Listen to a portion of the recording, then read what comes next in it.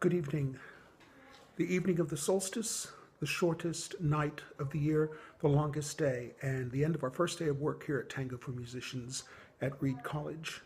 The first class was a very demanding one about learning to control the bandoneon, and the two ladies you're about to listen to do a much better job of it than I could ever dream to.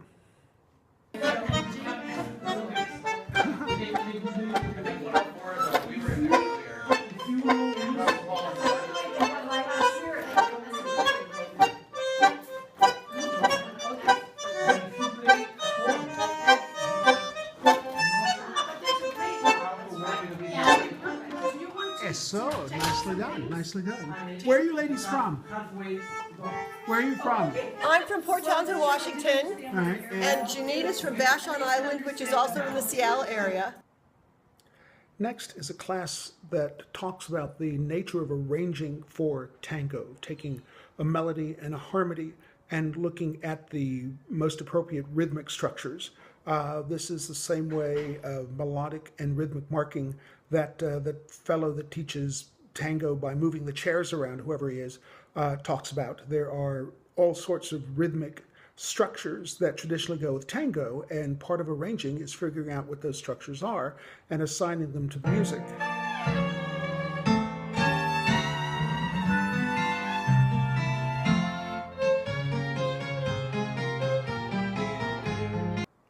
The overwhelming majority of tango music is created by musicians with either a completely written out score, with every note accounted for, and all of the phrasings and special articulations worked out in advance. Or more likely, you're getting a set of suggestions and everyone is sitting down and agreeing how a piece is supposed to go.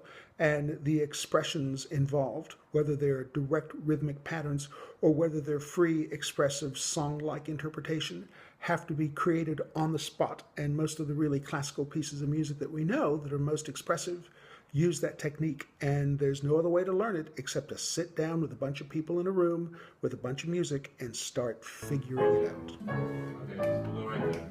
All right. Not every piece of music is written for the classic orchestra tipica.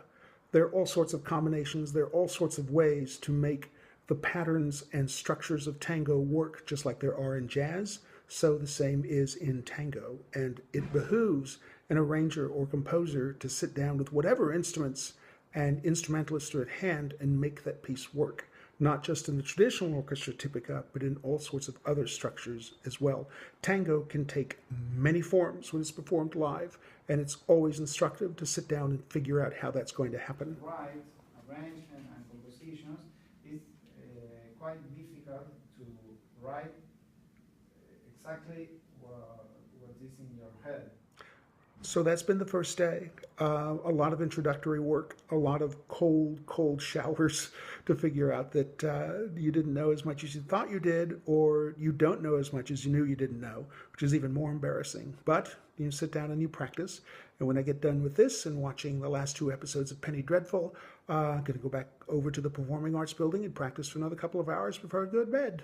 Okay, hope you guys have a great solstice and looking forward to seeing how the rest of the summer goes. Stay safe. See you soon.